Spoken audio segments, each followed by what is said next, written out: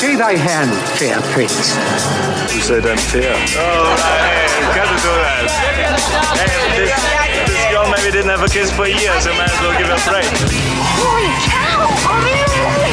Could I speak to the drug dealer of the house, please?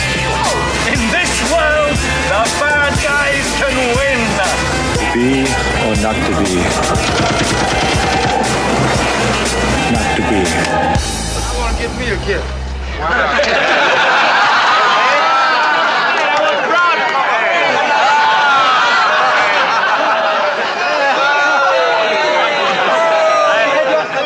I heard about those guys in here.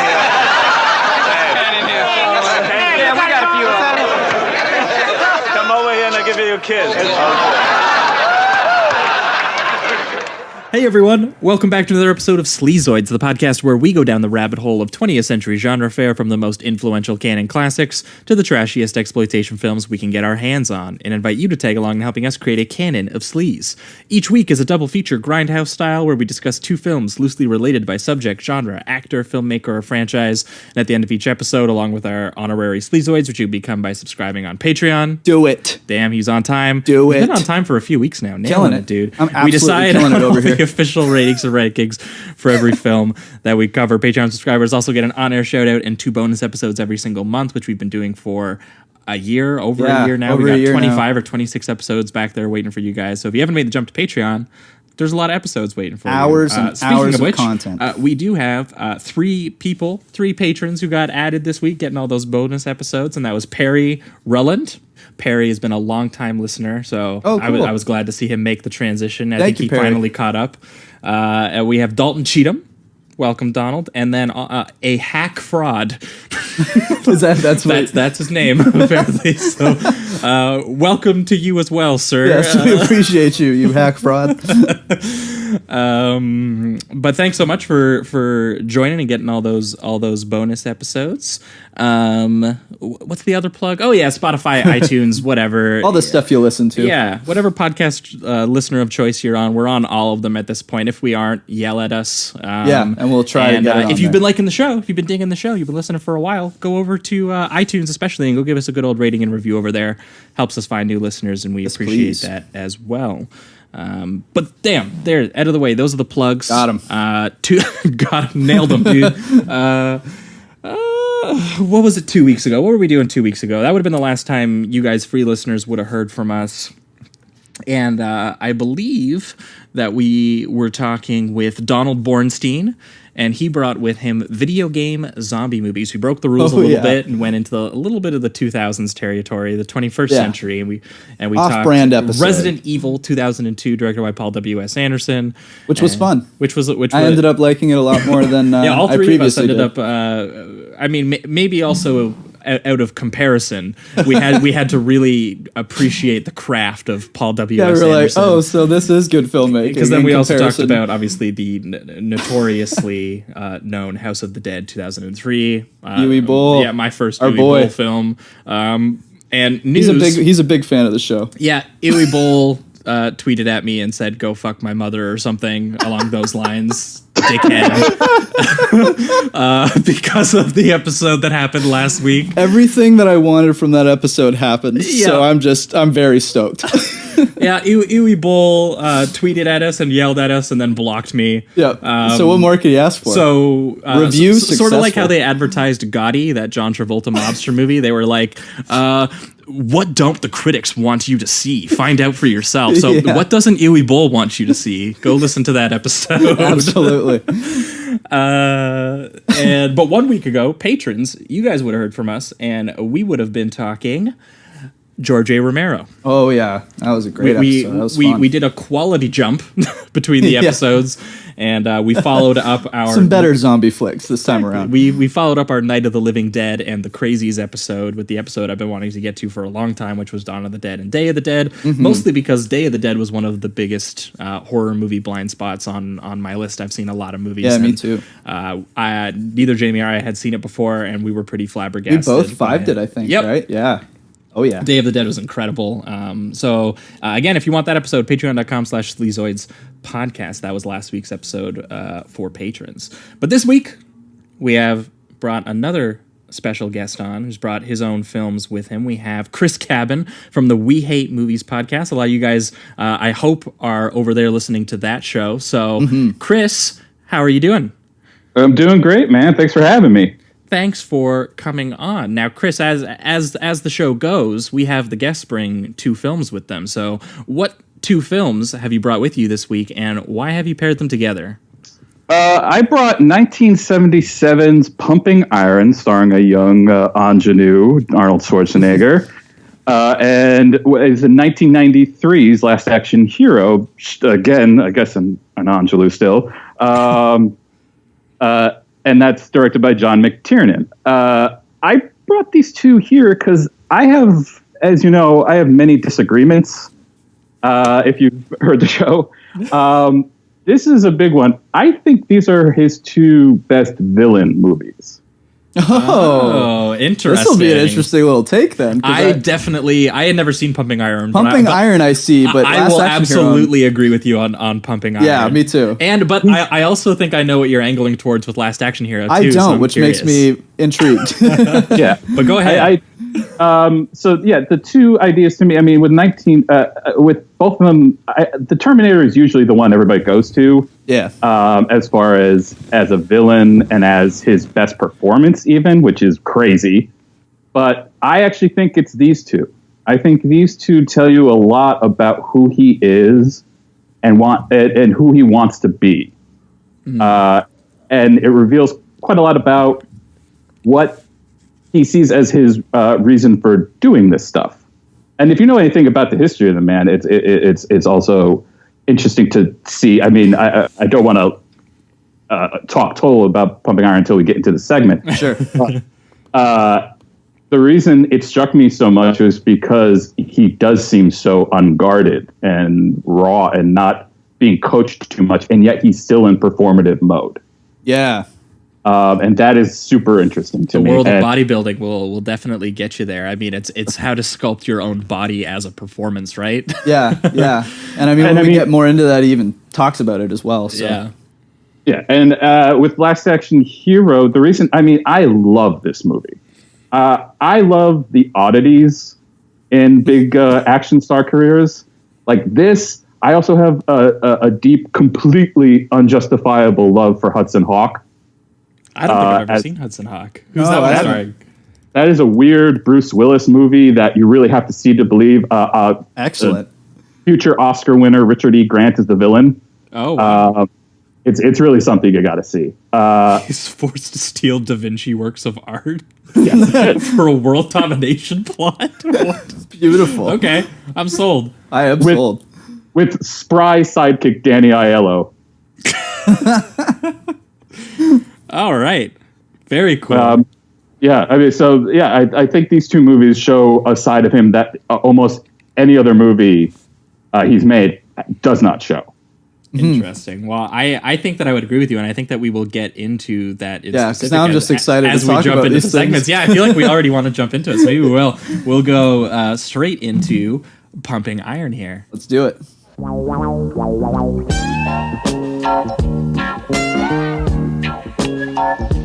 I started reading about gaining weight and weightlifting in some magazines, and I saw Arnold's picture. And when I saw him from all those angles, every angle the shots were taken from, he looked good. And I said, well, that's the way I want to look.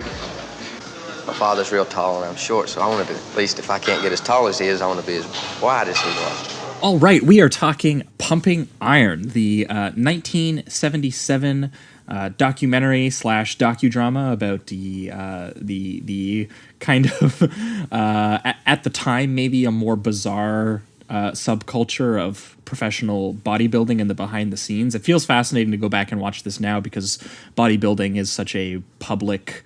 There's so many YouTube fitness bodybuilders out there now that it's like you're watching. Instagram is just full. You're of watching all of these guys who now would just be social media influencers if they were around today. Right, exactly. So it's fascinating to go back Instead, and watch this guy's thrown a 20-year movie career. And it focuses on the 1975 Mr. Olympia competitions, which, from what I came to understand from the film, is it was a way for former Mr. Universes who have already won to sort of compete against each other and continue competing professionally.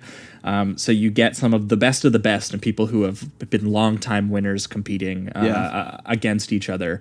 And what the film kind of is made up of is kind of just a series of behind the scenes interactions and scenes between the competing bodybuilders and how they sort of manage both competition and sometimes vague friendships or rivalries. And vague is definitely the word when it comes to friendships. It seems like in a moment's notice they'll try to sabotage the other, you know. But it famously launched the careers of both Arnold Schwarzenegger and one Lou Ferrigno, who would play the Hulk, and also featured Schwarzenegger's longtime friend Franco Columbo. Who is, I don't know if you guys saw the note about that in Last Action Hero. It's that's my favorite thing in the whole movie. Yeah, because Columbo, the director. Yeah, he directed Jack Slater 3 or 4 or whatever it was, right? Franco Columbo, I think is the name. Yeah. So that's the guy who he shares the podium with at the end of Pumping Iron. Oh, very cool. Okay, I didn't actually make the connection.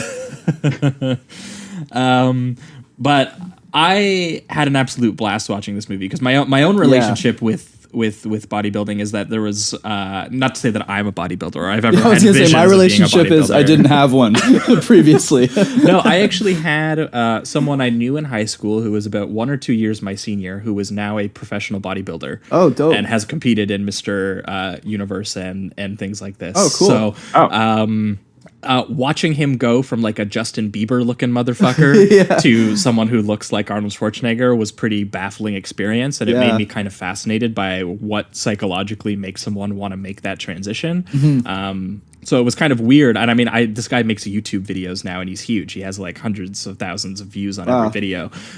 So like seeing someone pre-bodybuilding and post-bodybuilding has been pretty fascinating. And also, ever since Felix on Chapo talked about that Rich Piana guy, Chris, did you follow any of the Rich Piana stuff? Oh yeah, it's fantastic. Yeah. I mean, Felix has a very specific insight to that stuff that I can't get enough of. But I really love watching these guys do this. He made me go down the rabbit hole of Rich Piana's YouTube videos. And Rich Piana, unfortunately, died. He had some sort of heart complication based on his. Was it due to his size? It was due to his size and his steroids that he was taking and stuff like that. He had heart complications. You know what? I don't know if they mention it, but is like steroids must have been a much bigger thing probably when Arnold Schwarzenegger was doing his Olympia thing. I can imagine it'd be a more popular thing. Do you know anything about that? There was a little. It was legal for a while. And I think he did say he used them legally. And then there was later in his life there was this weird. He got into 2 legal cases because, and I don't know if anybody else has this problem. 2 cases where publications had predicted the date of his death. Wow. And he sued both of them. And he won one of them. I don't know about the second one. But he does seem to be, there's a weird scene in Pumping Iron where he's talking about like the guy who he tricked in the gym. Is this the guy to scream during his competition? Yes. That guy, like, I thought he was about to talk about like, because he starts the conversation talking about like, oh, these are the things I do. I do the things I do not do. And I was like, is he going to talk about it? Because I was really excited for a moment. And he doesn't. And it never comes up really in the movie as I remember it. No, there was no talk of any such like that. Again, he seemed, as much as these guys got access, these guys already who are at the top seem like they've already been so trained in performance mode to just be always on all the time. Yeah. To be mugging for the camera and to be charismatic and to be, so it seems like even though this is a behind the scenes documentary, you're still getting these guys performing for the cameras that are in front of them there. Yeah, I mean, even when you can just see Arnold's charisma right away. Just when he's just giving a simple interview, you just feel the intimidated. scariest part is that he's charismatic and telling you stories where he's being a petty asshole. Right, and yet I'm laughing. It's like I don't agree with the actions he's taking in order to win or sabotage people, but like for some reason I still find this guy charming. Yeah, and it almost sickens me. The funniest thing to me is that he doesn't seem to understand how shitty he sounds. Yeah, for real. You know what? You're right. There's almost like, he's like, I'm just there's being almost cute. like an innocence. Yeah, he almost has this almost childlike innocence about him sabotaging people's careers. It's the weirdest thing. Well, and the thing that relates to the Rich Piana stuff was that, I mean, Rich Piana was one of these bodybuilding YouTubers up until a few years ago. Up until he just died last year, so he was pretty recent. But he would make all these videos where he would really let you into his life, and he would talk to you, and he'd be like, "It's motherfucking workout time, it's eating time," and he would be he was very candid about sharing, you know, how he's trying to get his weight up or why he's doing this and why he's doing this. And there was one period of his career where he was trying to be bigger than he usually was. So he was eating, as he said it, he was eating like 18 meals a day. Wow. And he's spending the rest of his time working out. He even did a video one time where he showed everyone how to do the 8-hour arm workout. Oh my God. Yeah. And so he was an absolute madman. And there's one part in one of those videos where he kind of just breaks it down for you for a second. And he does it still in that like charismatic, like I'm not sad way. Yeah. But he just goes like, I'm really big. Like he's like, I'm 315 pounds right now. And he's like, it's something, it was like 50 pounds bigger than he usually was. Yeah. And he was like, I'm so heavy. He was like, it is hard to carry this around with me. Like it's hard to do regular movements. That's how big nuts. I am. And he would and it's just the rare moment where you're watching these guys who put on these really hard outer bodies to show you how strong and tough they are. Yeah. And then watching this guy just be like, it's fucking hard and it sucks that and it's a vulnerability. burden. It's just like, I am personally just a giant weight and I am carrying myself around. Yeah. And when you see a moment like that, and then you can kind of see why these guys are kind of doing what they're doing, and it's fascinating how important it is to these guys. So that's when you hear a story like Arnold being like, oh yeah, I sabotaged that guy, and you're being like, that's all that guy has. That guy's probably gonna commit suicide. Right.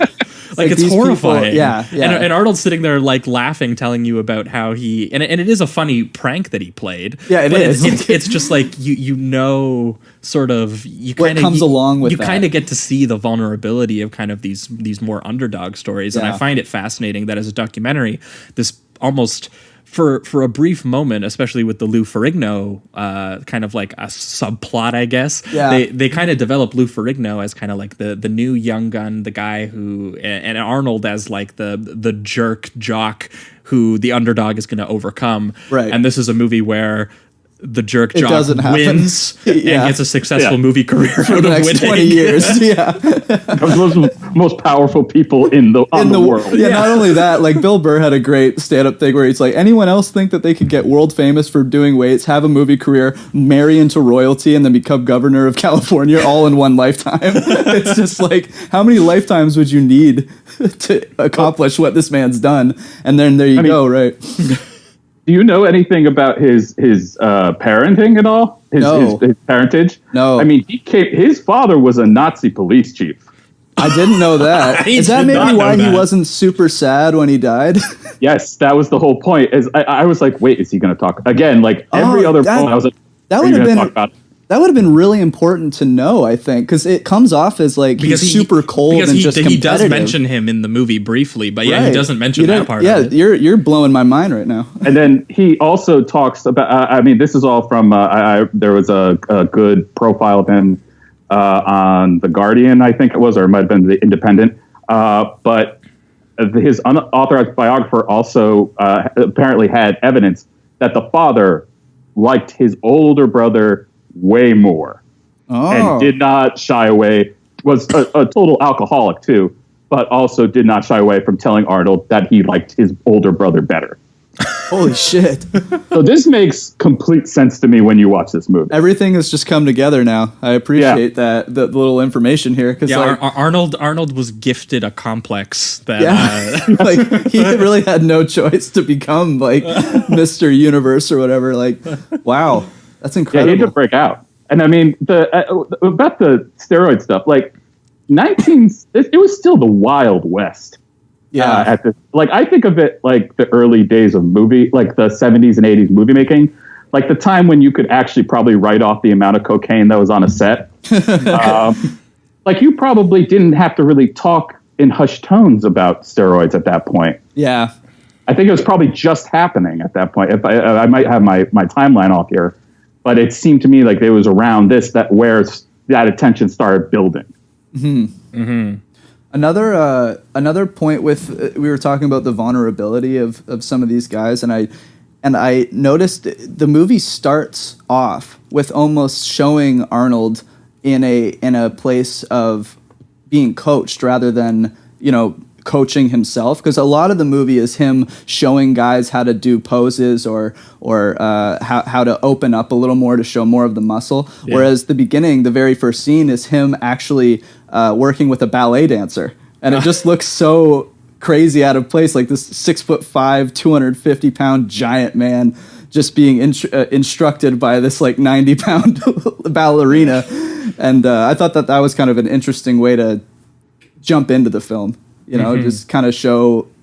It felt vulnerable a little bit, because I always picture Arnold as he's in charge and he's the leading man, and that time he was actually being instructed. It was almost like the first time I've ever seen that ever.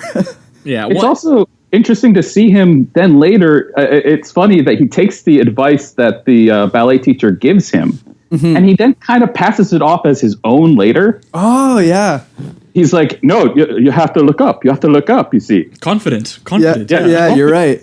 Like that, and I agree with you completely. Like, I don't know if Schwarzenegger took direction after this movie.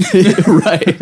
Yeah, I think he was directing all that shit. But, to me, and that's what's special about it, is that to see him in this, like, even like minutely vulnerable state. Right. It's such a break with everything else we know about him. Exactly. I've just never seen it. I think that was like the first time. So. Yeah, well, and it's fascinating that he would eventually kind of turn this all into a career where he can't, he kind of he is always himself in some capacity. Like, he's kind of created the Schwarzenegger performance, and you can see it in Pumping Iron that he, as much as he's, Pumping Iron is like watching him let you into the early stages of him crafting that persona a little bit. Yeah, definitely. And so it's pretty fascinating. And he's being himself, so it's coming off naturally. Like, with like Raw Deal, for instance, it comes off a little robotic because he knows he's in a movie. You know, at least now we see his just kind of natural charisma flow a little bit. I just love every time he tells you his opinion. He lets you into his mindset on what he was thinking about something, which will get us into Last Action Hero when we eventually get to that, because he played such a huge producer role on that, apparently.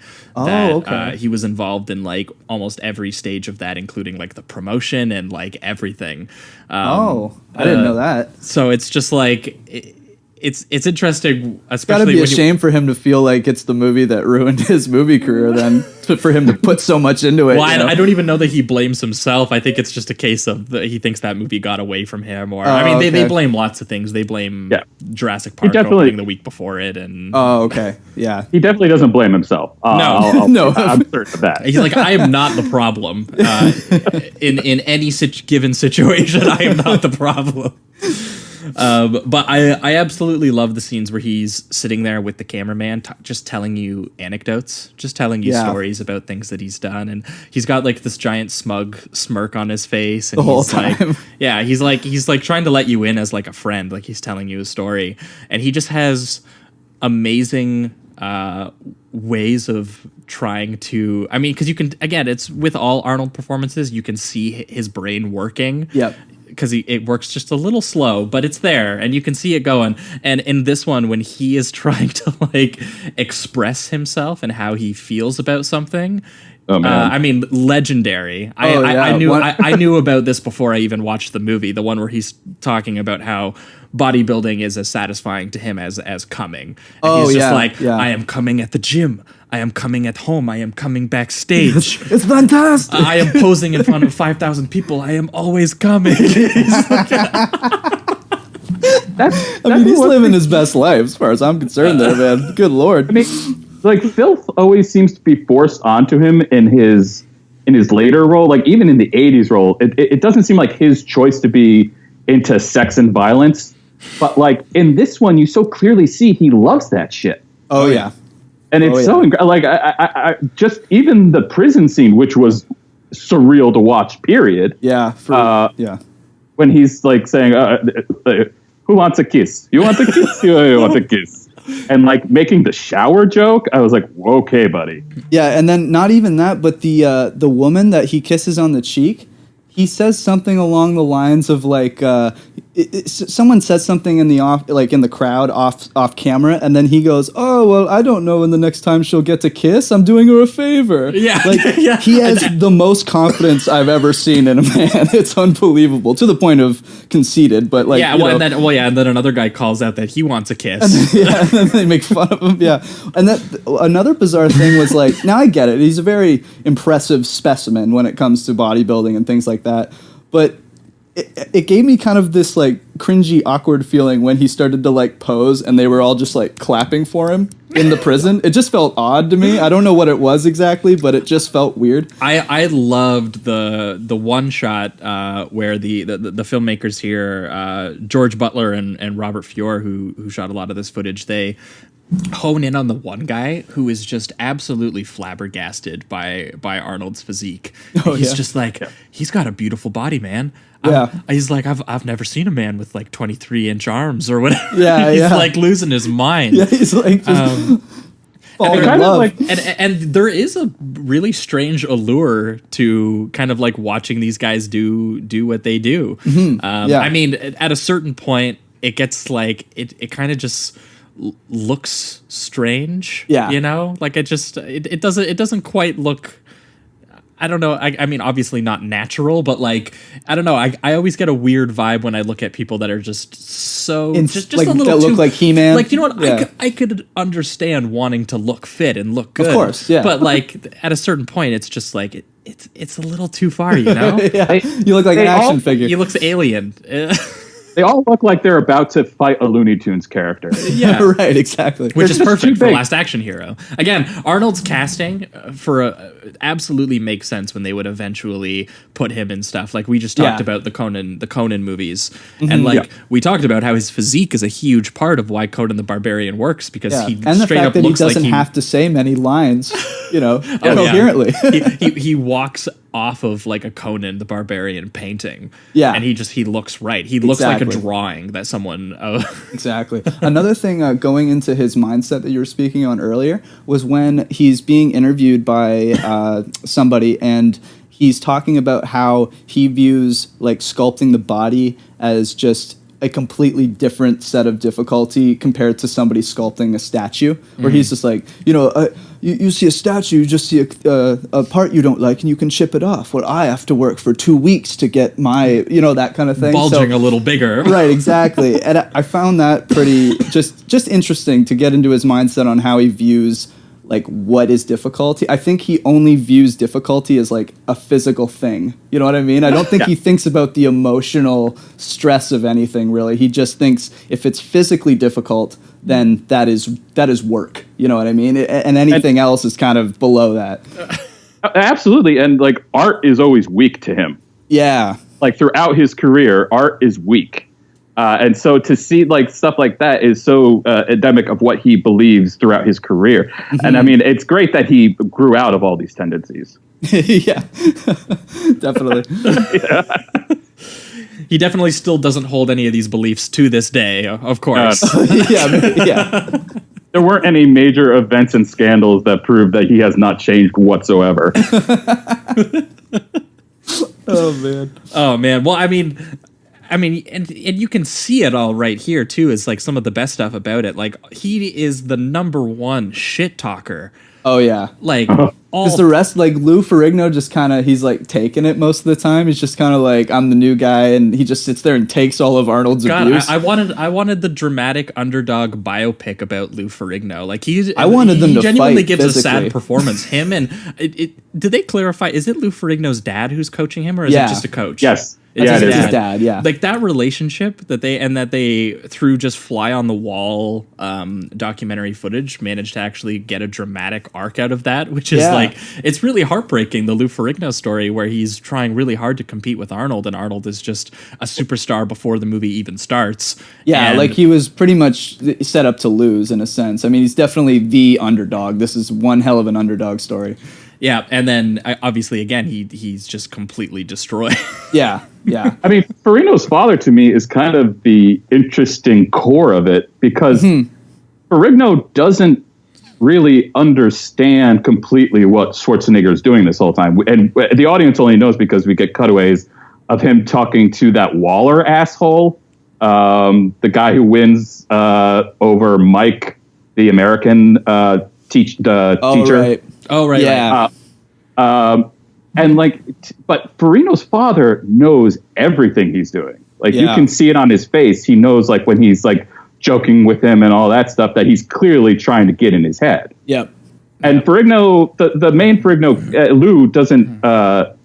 He doesn't always know it. Like you can see him like fumbling with it, always trying to figure out if he's fucking with him or not. Yeah, definitely. And the key is to know that Arnold is always on. Always. He's always fucking with you. Yeah. And every I don't think move the guy does, has like friends, like you know? Honestly, it got to the point where the movie almost convinced me that Arnold Schwarzenegger was like a sociopath, like one of those people who's just so focused on success, and that every move is like how can I undermine the guy beside me so that I can get a little bit higher? Yeah. And I mean, it's hard to tell because you won't know until you really get into Schwarzenegger's day to day everything that he's doing. Yeah. But like this paints a picture of him as someone who is just always ready to cut the wire of the guy beside him so that he can win. Right. Or the guy who would push the other person when they're getting chased by some sort of monster. Yeah. So like, and so it's really fascinating because I mean, you just kind of, as someone who's familiar with Arnold Schwarzenegger movies, you just kind of always associate him with the hero role. And this is absolutely, Chris is 100% right. He is the villain. He's the villain of this movie, and he wins. He's the villain that wins. Yep. It's so interesting because he, after this, like just seeing him have to put a performance over his performance almost. Yeah. Yeah. Like in the mid 80s and 90s stuff, before Last Action Hero. Like that, and I think that's why he's so wooden in so many movies. It's like he can't be him. Like he has to be himself. He would almost be more charming if he would be like if he would let you in on his assholery in his actual movies, but he doesn't. Yeah. Like when he goes on and when it goes on to acting, he's playing these scripted roles of the good heroic guy. Right. And it's just interesting because it doesn't seem like that's actually who he was as a person. That's true. Did Arnold ever play a villain? Now that I think about it, Terminator is the main one. I guess, but right. again, but even that one they plays a robot, right? And but even in the second one, then they turn him into like kind of the hero the same way. So I guess the Terminator would be one, but he is the villain in the new Terminator. I just read something about how he's going to be the villain in the new Terminator 2. Oh, okay. Hopefully that's not an absolute piece of shit like the other one. I would hope not. But the other one, of course, is Batman and Robin. Oh, right. Yeah, Mr. Freeze. Of course. I forgot Mr. Freeze. But that's so campy. Like nobody fucking takes him seriously in that movie. Right. It's not like it's barely a villain. He's got like the Iceman slippers on, and he's singing it's songs. Nice to meet you. Yeah. That's even then he has to have like some type of charm. I guess besides Terminator, I've never seen him like just be an all-out villain. It seems like he has to have that bit of the hero. I think he needs to be praised. Maybe that's what it is. He needs to be praised. He definitely needs to win. He needs to be the good guy. He needs to be this. And what's fascinating is that this movie is just him telling you up front that that's not who he is. Yeah, I will do what I need to do to win. And at one point, one of the big dramatic sort of like, I guess documentary style monologues that he gives is about how he's the one who's willing to suffer more pain and more aches than anybody else, and he's willing to go further. He's willing to do all of this, and he was just like, if you don't accept my torture as part of the process, then it sucks to be you. Yeah. Like, get better. Then you'll never grow. Yeah. He's just helping out people, man. Just strengthening them. That's all. He was like, I think he just sees it as weak again. Like, he can't do anything but be the asshole. Like, my favorite, again, I'm going to say a bunch of favorites because I really love this movie, but when he is laying on the grass with like his gang of four and talking about how he should talk to Ferrigno before the thing, and he's like, yeah, be nice, just so that he knows how childish he is. Doesn't he even say something along the lines of like, I'm his father or something like that?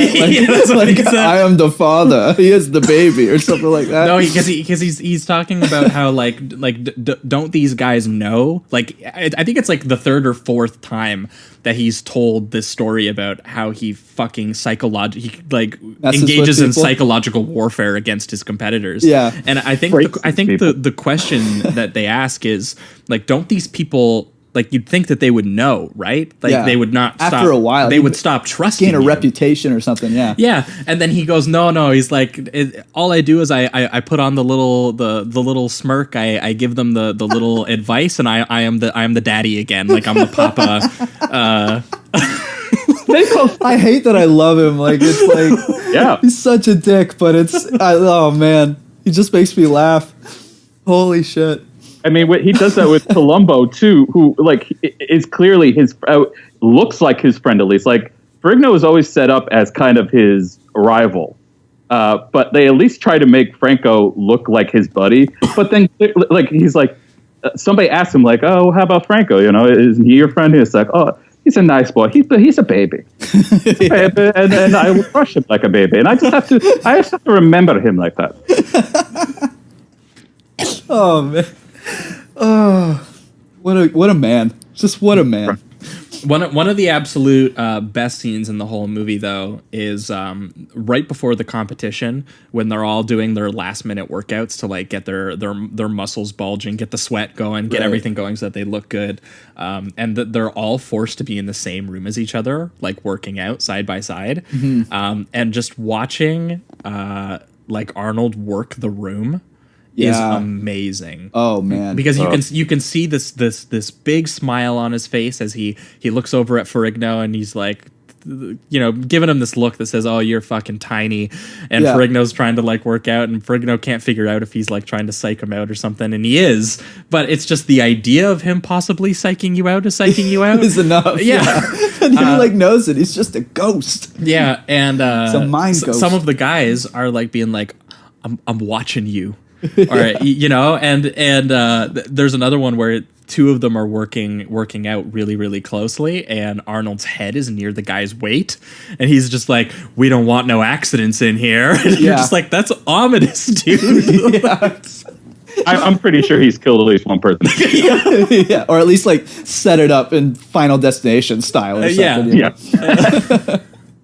Orchestrated some Rube Goldberg machine. Where there's been an accident. Oh no!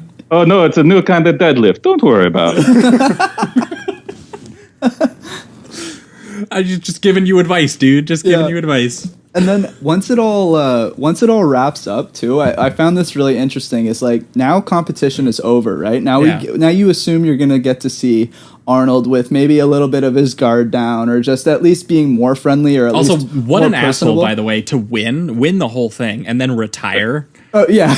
I'm done. Yeah, that's that classic, like, you win and then you're just like, I am now retiring undefeated.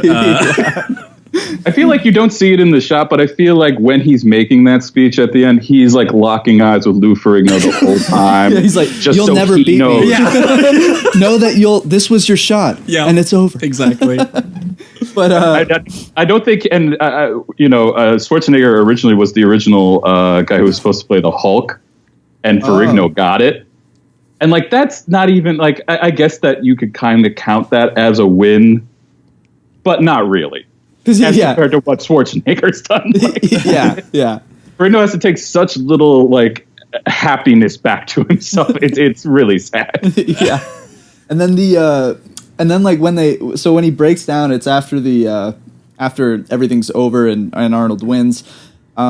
He's smoking and he's drinking and he's like enjoying himself or whatever. So it's a moment where you kind of get to see him like chill for 10 seconds. But then immediately after, when you think he might start, being a little bit more friendly with Ferrigno or whatever because the competition's over, the movie ends with him basically fucking with Ferrigno still. And Ferrigno's just kind of sitting there with his giant arms, just kind of shy and like... When they're on the bus? Yeah, when they're on the bus. He's still kind of messing with them. It's just... Yeah, you were like, dude, you already won. Yeah, it's like, dude, leave Lou alone. He's like teasing him with food? Yeah. It's like the weirdest thing I've ever seen in my life. Hello, do you want some cheesecake? Would you like some meatballs? How about some more just cheese? And like you're like, just stop. And I mean, the happy birthday scene after the competition. Oh yeah. You gotta Arnold is wearing a shirt that says Arnold is numero uno. Yeah. And he had to make that before he came there. Yeah, because he needed to prep. So he had this whole it's just incredible, and like he's just wearing it. It's unbelievable. Yeah, and you just feel so bad for Ferrigno and his dad, who is just in the corner, like squatting almost. Yeah. I was glad to see that the dad didn't there wasn't a scene where he got like cold to Lou. I enjoyed that he actually went up to Ferrigno after and was like, "Hey man, you did a fantastic job. This was your first outing. You got third place against Arnold Schwarzenegger. I mean, you should be proud of yourself." This is not the end of your story. Yeah, it was nice to see Lou get a little bit of a pat on the back, Still from his own dad. Even if it's from his own dad. Damn it, Josh, you took away the niceness. Yeah. I'm here to do that. But before we enter the reductive rating round on this one, I wanted to comment on the music. Mm-hmm. Awesome theme song about everybody wants to live forever. That's the big thing. And they're pumping the iron, dude. Yeah. Oh, it's good stuff. It's kind of a sex jam too. Yeah. Which, I mean, it goes with the coming scene, but like otherwise I was like, this is an odd choice, but I dug it completely. Yeah. Yeah, I gotta say, I had never seen this one before, so I didn't expect it to be as funny as it was. And yeah, I mean, I was laughing a lot. This is maybe my one, because as we kind of enter the reductive rating round and final statements part, which for you, Chris, is where we just remove all the words and nuance. It used to be we just gave a rating, but now it just seems now to we be, just explain. It's just we keep going on and on and on forever. But to explain my rating a little bit, because I was struggling between the 3 and the 4 on this one. I ended up going with the higher 3 on it, and my only real negative aspect of it was that I did, and it's also, I could see an argument to be why it's part of the movie, but I did feel like the movie was kind of mean in how funny it was, because I found myself laughing and like Arnold is the funny almost. Yeah, he's the presence that you latch onto in this movie because he's such a larger presence. Yeah, and I felt like I felt like me personally, I almost wish the movie was a little bit more psychologically engaged in how sad some of this stuff was. Sure. Whereas I felt like a lot of it was more just kind of like funny and mean in a way that as is always the case when you're looking at documentaries and how they treat subjects. Because I don't think it's anything that these filmmakers necessarily do. I think they just document fly on the wall style this subculture itself. Yeah. But I definitely left going, I want the Rich Piana movie where someone addresses how sad that lifestyle was, and that this movie wasn't quite that interested in that kind of stuff. It just did the fly on the wall kind of thing the majority of the time. Yeah. Which I did like, because that's what kind of gives that just it allows you to enter into the environment completely neutral in a sense. Yeah, like you feel like whoever's on camera is who has control of that situation Right. a lot of the time. Right. And it does feel like the biggest asshole gets the most control over Yeah. what this movie ends up looking like, which is entertaining, but I'm not sure that it's, necessarily what I would have, the most interesting angle for some of this subject matter. Sure. But that was the only thing that kind of stood out in the back of my head while I was watching the movie, because for the most part, this was a pretty easy breezy watch for me, Yeah, where me I too. laughed my ass off, and I can't think of another documentary that I laughed my ass off watching. Yeah. So, it has its own value in a way, but that's the only thing that I would point out that I was thinking about when I was thinking, what could I have wanted from more? Yeah. You didn't laugh at the act of killing? No. That's surprising. Well, yeah, do Okay. you know what? Hoot and holler gem right there. Yeah. just an all around knee slapper. Yeah, I don't think you've ever seen Active Killing, have you, Jamie? Well, no, what is That's, it? that's the one where those guys that they interview these people who committed atrocities and stuff like that. At the end, does he act out a scene in which he gets strangled himself, and then he comes to a realization that he did terrible things to people? Is that the same Yes. one? Yeah. That's it. I have seen it, Oh, and it's fucking it's pretty crazy. brutal, yeah. That ending where he's just gagging and like, it is insane. I have seen it. But for you, Jamie, For me, I'm kind of struggling right now. Like I gave it a 3 before, and it was like a high 3. I was struggling between the 3 and the 4. Yeah. And the reason I didn't give it the 4 was just because I was thoroughly entertained by it. I just couldn't picture myself ever feeling like I'd need to go back to dive in a little deeper or whatever. Or so this is what we like, though. So the conversation convinced you otherwise. You had Now, well, yeah, especially when you said that he's like a super villain. It kind of gave me this, because I had that idea, I think, in the back of my head, but I never really gave it a lot of thought. And when I'm looking at it now, it's almost more entertaining to me that it's true. It's like the first thing that establishes him as a Hollywood leading good guy is one of the most villanesque performances in a documentary in which he's being himself. Yeah, So like it's if Arnold Schwarzenegger was in a teen movie, he would absolutely be the bully character, Right. that like everyone has to overcome. Yeah. And exactly. like it has to learn a lesson of some sort by the end. Yeah. And so with all that, with like the connections now and knowing Arnold and then knowing where this is like his start, I almost want to give it the 4, but I have a hard time doing that when I haven't watched it and I definitively say it. So right now I'm going to give it the high 3, but this conversation did lead me to think I liked it even more than I already did. So yeah. That's good. For you, Chris. I'm gonna give it the 4 Nice. because to me it is the one movie where you get a full picture of him. Yeah. Honestly, he's almost Trumpian. It's weird. I mean, it's really weird to me when I look back at this. And if you go into, like you were saying, he gets all these hero roles after this, but you rewatch Conan the Barbarian and you rewatch even Predator, which also John McTiernan did. They're politically are not great. Yeah. And Yeah, you that's a good can point. kind of see them as, they're fascistic characters. I mean, maybe less so in Predator, but in Conan, definitely he's a full fascistic character, and they doubled down on that in Destroyer, I think. Definitely in Destroyer. Yeah. A crazy fucking movie. Yeah, we just watched both for the first time, and we were pretty. We did them a few weeks ago. Yeah. Those big cartoon eyes bulging out of your head type movie where you're like, how did you get this done? Yeah, exactly.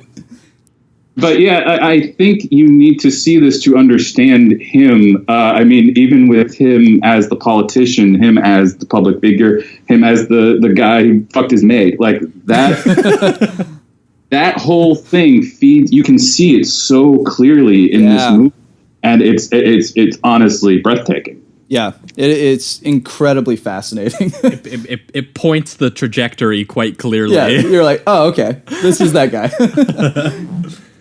And they were like, it's so awesome that this guy has succeeded and like probably, I mean, imagine what he did in the movie industry. How many lives did he ruin as soon as he was able to get producer credits and have power behind the scenes? Oh man, he's like prepping people for the auditions. Yeah. You should scream when you get in there. I guarantee you he did that to Jean-Claude Van Damme. This is not, I know it in my heart. He did something like that to Jean-Claude Van Damme. Absolutely. He was like, there can only be one action star. With an accent. Well, they're all like that. Like the other thing is like it also to me is I don't know if anybody else has like Stallone doesn't have a movie like this. Van Damme doesn't have a movie like this unless JCVD, but that comes way later. Or Dolph. Like, they all have that kind of mentality. I don't know. Have you guys seen Electric Boogaloo, the documentary about Canon Films? No.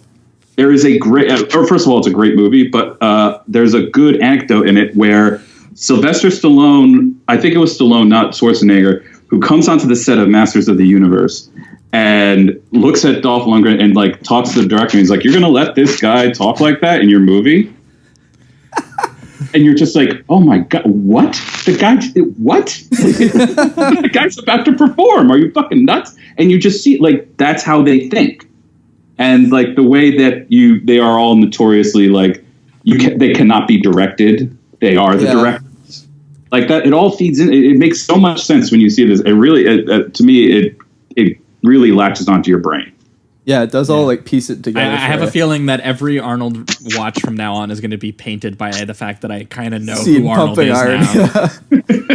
Well, and it also doesn't help that like Arnold in general, as we'll get into in Last Action Hero, which definitely uses the image that he's built in between these two movies as kind of its jumping off point. Right. That it's. Again, a thing we've always talked about with Arnold is that he's so self-conscious all of the time. And you can see it here. And then now you have to add on to the fact that he's being paid to put on a performance for money. So then you have to add a whole nother aspect onto this and where that, you know, he's getting lauded with filmmaking praise. Right. Or like, you know, the way that the camera looks at him and the way that it, you know, so it's just, we get into a whole nother conversation as we maybe bridge into Last Action Hero. Yeah, like think about the fact that this was his ego before Terminator. Exactly. You know, like, holy shit. All right. Well, I think that might wrap it up for Pumping Iron. And we're going to be right back, and we are going to be talking Last Action Hero. Yeah. Where am I now? This isn't the movies anymore, Jack. Please be careful. Things were different here. Damn it, that hurt. Arnold Schwarzenegger is Jack Slater. This hero stuff has its limits. And Jack Slater is... Everybody down! Now! The Last Action Hero. The big ticket for 93. I'll be back. Ha! You did not gonna say that, did you? That's what you always say. I do? All right, we are back, and we are talking Last Action Hero, the 1993 American action fantasy comedy. Yeah. All together. Lots of stuff. Yeah, very. Directed by the legendary action filmmaker John McTiernan. Oh, yeah. Obviously, he made Die Hard. We've already talked about him on the show, and he made Predator. Yes. The film is obviously it stars Arnold Schwarzenegger, as is the connection with Pumping Iron, and it has a meta quality to it, being originally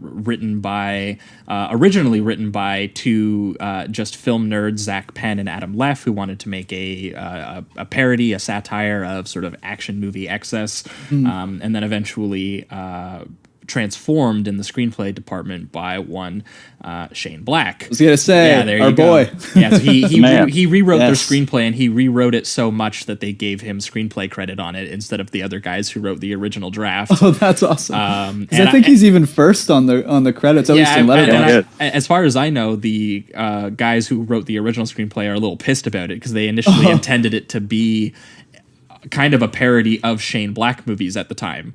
Oh, because before Shane Black was like really into, before he was doing stuff like The Nice Guys, or he was doing Kiss Kiss Bang Bang, which is like one of the ultimate like neo-noir sort of tongue-in-cheek satire type deals.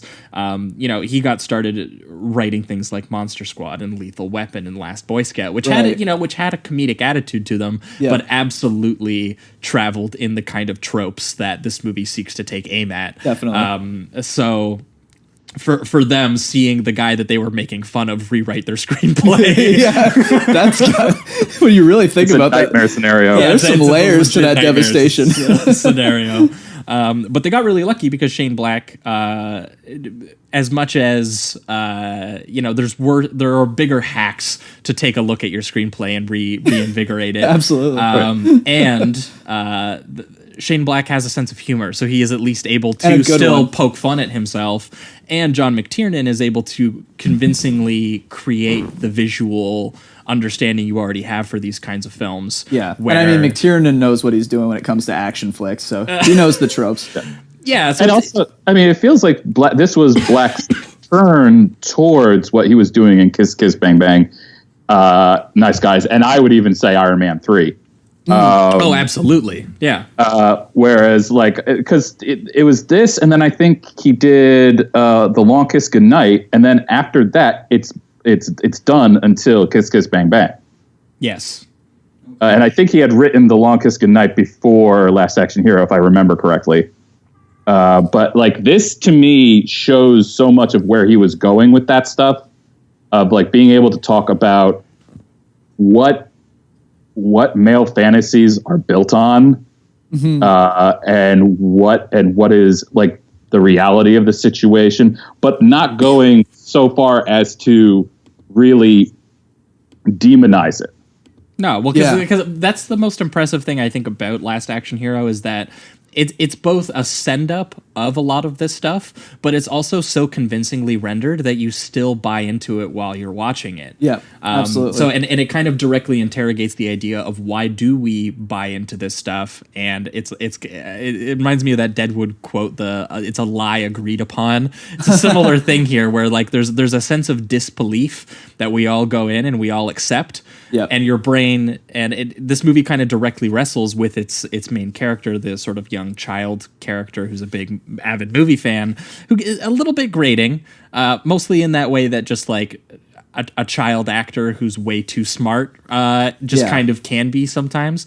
But although I will say I did find him charming. I did like him overall. I like him, and I think that his inclusion is really important to this movie because he is sort of our gateway into someone who knows the tropes and someone who and he kind of renders the situation again where he finds them entertaining, and he also finds a sense of catharsis out of understanding the order in which they work. I love the bits where he's calling out what's going to happen, and he's like, oh, he's going to make it, but the two cops are going to be dead. And that look of satisfaction when he ends up being right. Yeah. Or even little moments where he's like playing chicken with the bad guy and he goes, wait a minute, I'm the comedic side character. Like, I'm not going to survive this. That kind of self-realization. Yeah, it's good stuff. Yeah. And I like that because the absurdity of it, and that's what they like to, that's what he latches onto, both McTiernan and Black latch onto that. And what I like about it is that they do, like, many times make references that action movies are for babies.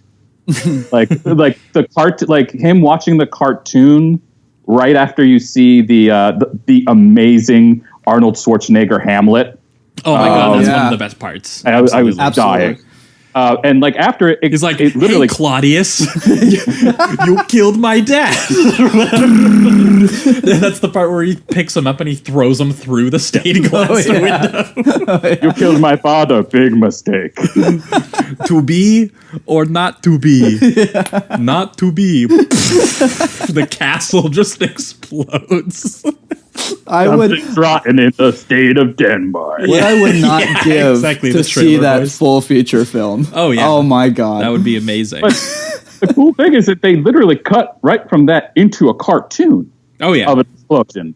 And like it's all through this movie, and having the kid there, and even a grading kid, to me, it signals so much of like not trying to to stripping the veil off the idea that these are movies adult are for films. Adults. Yeah. Yeah. Like, to me, you could remake this now for Star Wars and Marvel and all that shit, and really have something interesting, I think. And where most parodies fail to really get at the heart of why these movies both work and are horrible, this has that line right down the middle. Yeah. It doesn't work, but like it does have that sight right down the middle. Yeah, because it's almost like how you also engage with action movies as you grow older. I remember, watching, like, when I was 12 and I saw Face Off for the first time, I wasn't thinking about, all the meta stuff or just how batshit insane it was. I just saw, like, it was just a constant feeding of my brain, like impulses. It was just like going off. I was just so excited about every little thing.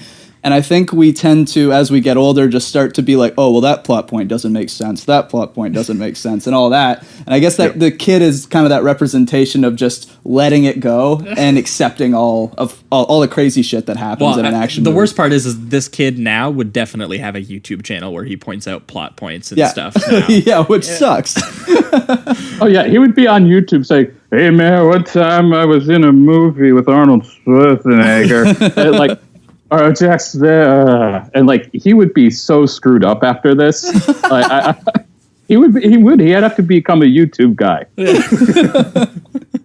Yeah, and I think that his inclusion is just really interesting because his inclusion is as the person who buys into the disbelief and the collective disbelief of just accepting that some of this stuff is nonsense and it doesn't make sense. Yeah. But that in its own way kind of makes sense. Yeah. That we make sense of it in our own way. That creates logic itself.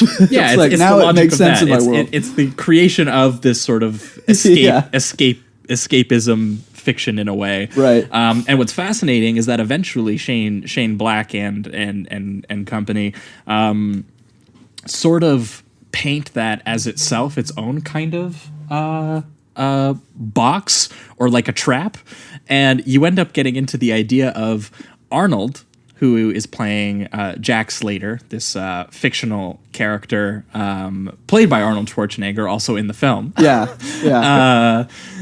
Who, he's cartoonishly macho and part of the 80s Action XS movie.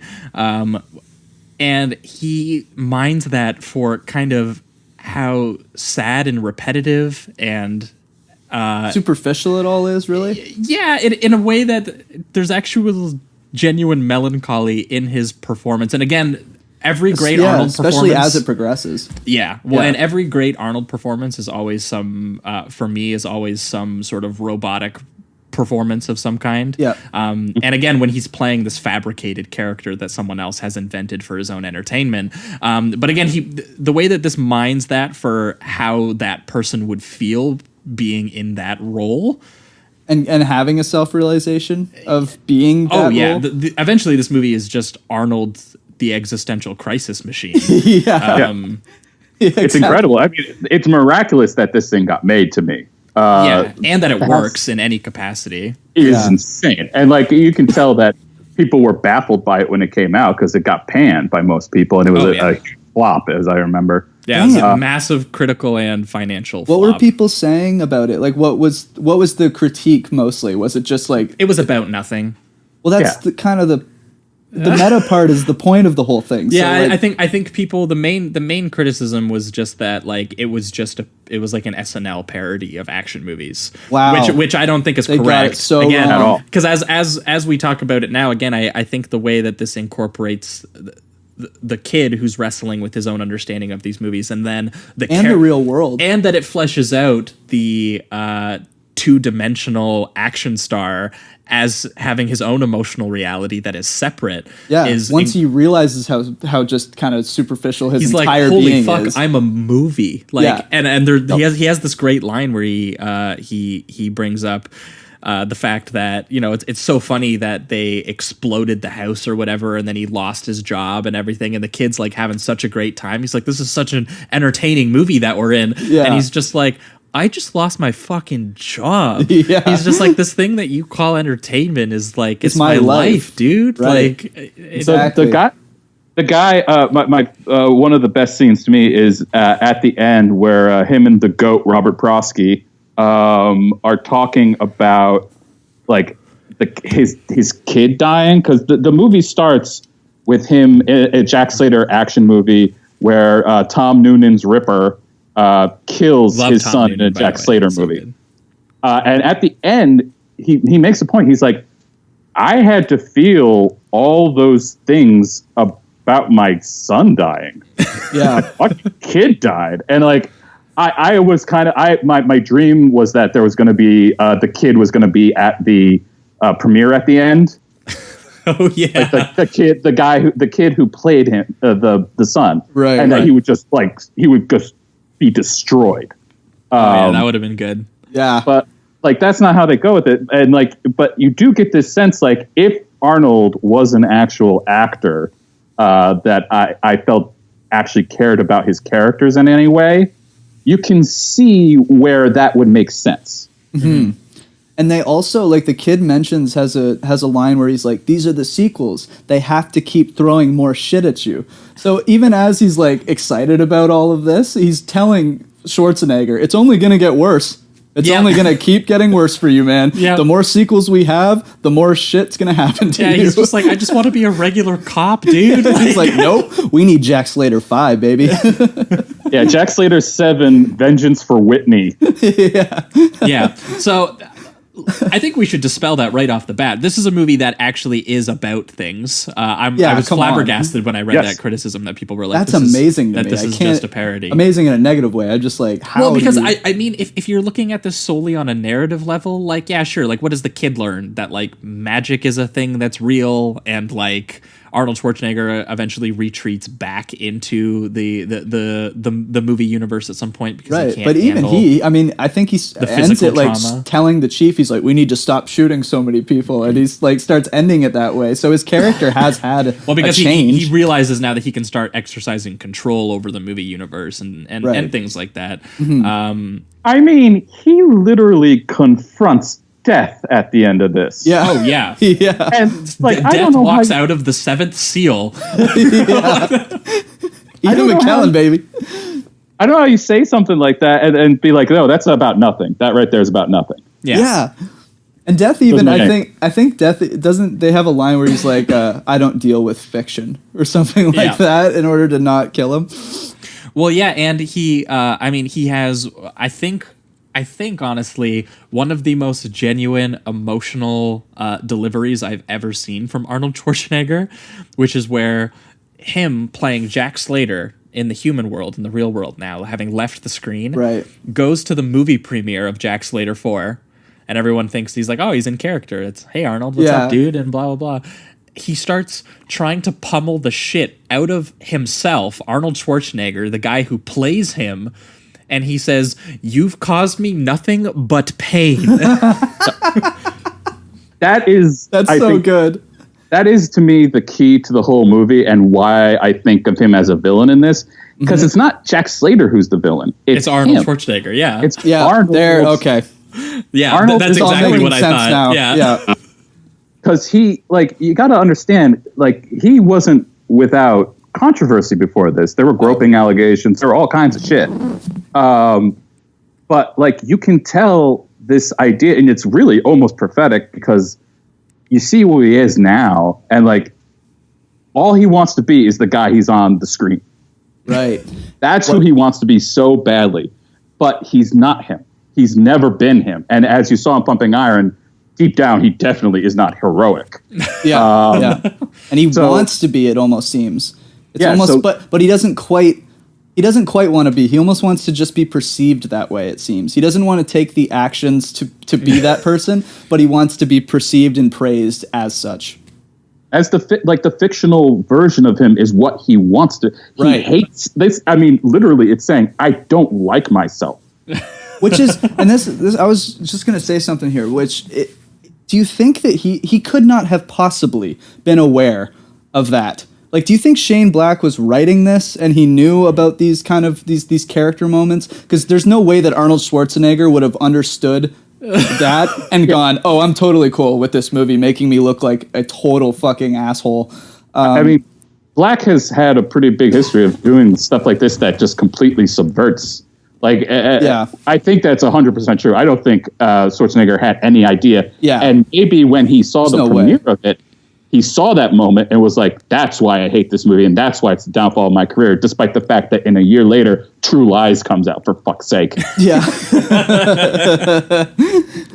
Yeah, that's and another point that correlates with this is when they're doing the actual red carpet interview and he's with his wife, the wife is treating him like she's a manager. She's telling him what to say. She's telling him what not to say. It does not come off as a loving relationship in this movie when it's just so weird to me that Arnold would not be aware of these things. It's like when he's playing himself on that red carpet, he comes off as one of the most like superficial, controlled by the people that are above him and teaching him how to live in Hollywood, obviously, things like that. It just seems so. It's so bizarre. It's just and this was around the time of the Planet Hollywood stuff too, right? And like, oh god, what was the Planet Hollywood stuff? Chris, do you know what a Planet Hollywood is? Yeah. So it went bankrupt eventually. Okay, I don't. But at the time, he was promoting the hell of it because he wanted it to be the biggest thing in the world. And I don't think it ever was like. I think it had a year there where it was like making money and it was a thing. Yeah, I went to one in Disney World one time. But that's it. And it was so expensive, it was ridiculous. But this is around the time that everyone was like, Arnold has sold out and is basically just like making... He's not doing the Terminator anymore. No, he's doing commercials. And like he's doing, so this was and it didn't help that Last Action Hero, they spent a lot of money trying to cross-promote the shit out of it with like McDonald's toys and video games and like... Yeah, it just doesn't. Yeah. I get why people, in a sense, would have like a sour taste in their mouth after that. And it had a production trouble where they forced it to meet a deadline that they weren't supposed to meet. I don't think it actually affected the quality of the film. It was just a case of I don't think they really everyone heard about that and they were like, oh my god, well, this was just a hatchet job, and it's very cynically made, and it's traveling in all of these sort of like. It thinks it's aware, but it's still doing it, and all of this, which maybe we should get into that aspect, because while we're talking about the meta aspect, which I think is really strong and should dispel the idea that this movie isn't about anything. Yeah, for real. This movie is front to back, 2 hours and 10 minutes, and it is front to back loaded. Yep. With physical comedy gags, a like Looney Tune sense of like comic elasticity. It reminded me of Joe Dante doing Gremlins 2. It honestly reminded me of Gremlins 2 a little bit. The fact that those two movies came out so close together is actually pretty cool. And the fact that McTiernan is just such an excellent visual filmmaker, a dude who came off of, he came out with the sort of the Michael Manns and the Tony Scotts and these guys who really kind of came up as visually oriented, thinking through the visuals in a commercial sense, even like before, in the sense that like actually making music videos and things like this. But that's the way that they thought of images. Okay. So when he comes in and he makes this movie, I was shocked at just how good the action scenes are, and like everything is just really. This movie moves. It's so amazingly visually constructed and thought through, storyboarded. So I was just like, the fact that people thought that like this was an effortless parody, or like that they put the camera down and had and had Arnold like improv. I was like, no, there's a lot of effort that went into the writing and the filmmaking here. There's so much detail. Yeah. There's so much like I think to the scene at the end of the first big car chase when Danny enters the movie into Jack Slater's back seat. I think about when you see the Coke trucks. Mm-hmm. Like what like usually you would try to just like a somewhat, somebody picks up a can of Coke and takes a sip, something like that. He has a fleet of Coca-Cola trucks. Like he just pushes every absurdity of these movies to the hilt. Yeah. And where the guy's got the guy's driving a Coca-Cola truck. There's a Diet Coke truck. There's a Coke truck. I think there's like a clear Coke truck or something like that. Yeah. It's insane. I mean, to say that he's not thinking in this movie is crazy. No, and the amount of like effort it would take to visually construct some of these set pieces, where they have the bit where like a dude in the villain truck pulls out an Acme dynamite. Yeah, yeah. And it ends up hitting, I think, an ice cream truck because the guy flies out of the car into the ice cream truck. Part. The ice cream truck explodes, and a dude is pierced in the back of the skull with an ice cream cone and dies. Physically makes no sense, and I loved every minute of it. No, yeah. And they do that. And they do that again when the ex-wife's house explodes, and they're all in like it cuts to them with like soot and dust all over them in the police chief's office. Yeah. Again, there's so many. I was actually flabbergasted at how many jokes that there were. Yeah.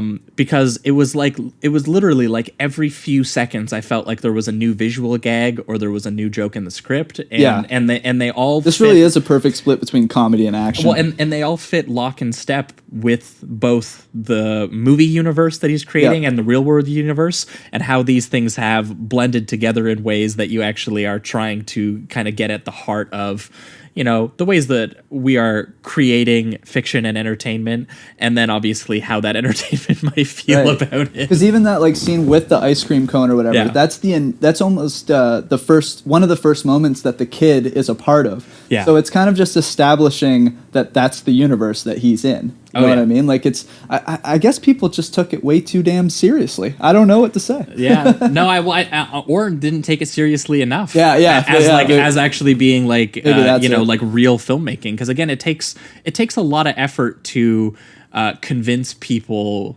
of some of the more Looney Tune-esque action that ends up happening in this, but I think specifically of at the end of that set piece and that driving, because that driving set piece is like the real first big action set piece of the movie, where Danny appears in the backseat of his car. But that set piece ends with him like going off a huge ramp and landing on top of a transport truck and doing it cleanly. And the way that he cuts around this, it's really convincing, where the car lands like in front of the transport truck and you're inside the truck watching the car land and all of this. And you're like, wow, nice. He made that jump. Super cool. But right after that, it's a shot of Arnold, Danny being like, holy shit, like I just about threw up because I thought I was going to die. And he's just like, no, it's great. You get to live a long life of pre-ejaculation and divorces. Oh, yeah. And you're kind of like... and while just like your hero. And while he's saying that joke in the script, in the background, the villain car who tried to follow them and make that jump totally crashes and explodes from making the exact same jump that they just flawlessly survived. Right. So it's just, and again, it's just a background detail of of the scene. Yeah. A giant car explosion. Yeah, and it's just another layer of like showing the rules for specific characters in this world. Absolutely. Well, McTiernan also, like, you can see these, like in those scenes where, like, when you were talking about him, like, coming down from the thing and stuff like that, you can, usually the fun of action movies, especially action movies of this era in 80s and early 90s, is like, oh my God, can you see that stuntman there? Ha ha ha. But, like, the looseness of the script and the looseness of the premise allows him to kind of ignore that stuff. Yeah. Oh, yeah. Like, he can just add that as, well, that's just, me commenting on the fact that you usually can see a stunt guy there. And I mean, even if it was a mistake, your brain would just register it as like a satirical little tip off the hat. Yeah, it's a really kind of brilliant contrivance that he can allow so much. And then also, I mean, the premise itself is, I don't know if you've seen this movie, it's horrible. Cop and a Half. No. Unbelievably bad. It's a Burt Reynolds cop movie where he is literally partnered with a child. And like, we might need to watch that bad boy. You should absolutely see it. We did an episode on it. Is it worth it for like the laughs at least? Like, is it at least? Oh yeah. Okay, excellent. 100%. So the half a cop is the child. It's 2.5 men. Like that's the okay. Fair and enough. to just take that premise to this extreme again, it'd be like, well, actually, it's a silly premise, but we're going to try to take it seriously. Yeah. Yeah, well, I mean, they do a great job here of you're right, setting up the looseness and the elasticity of this universe. I mean, as soon as you buy the fact that there's a talking animated cat played by Danny DeVito, you gotta be all in. is introduced sexually harassing a coworker. Yeah, and he's just and Danny's using it as a like, look, you are in a movie. There is an animated cat in your police station. Like, this is clearly a movie. And he's just like, he's supposed to be back. He was only suspended for a month, which you assume the cat was suspended on police brutality reasons, because that's why they would assault. be sexual assault. Definitely 100% sexual assault. And cat's got claws. Yeah, he just found like a babified mouse, and that was it. Yeah. And then the police chief goes, that cat's one of the best I've got. How do you not love this movie, people? Jesus.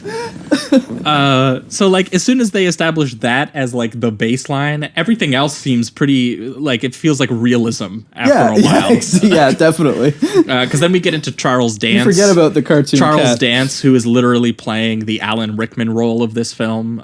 He was literally, Alan Rickman turned down the role based off money. Oh, is that what it was? Yeah, so Charles Dance Well, I think he did a really good job. I thought he was entertaining as hell. Oh, yeah. Would have been cool to see Rickman in it, but you know. He has, I don't know if you guys have this with movies you watch when you were a kid.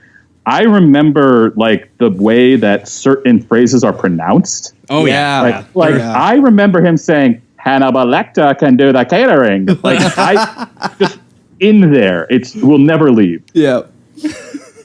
Yeah, and I love all of the details of this world, and the way that, again, it's that Shane Black snark as it is throughout the entire screenplay. But again, it's so littered with details throughout the whole thing that we could spend a whole episode just talking about like individual jokes in this movie and like what they mean to the actual action tropes and all that. Yeah. Well, and not even that, just like jokes about and what it means inside this universe that they've created. I mean, I love the bit how Danny keeps trying to convince Arnold Schwarzenegger that he's in a movie.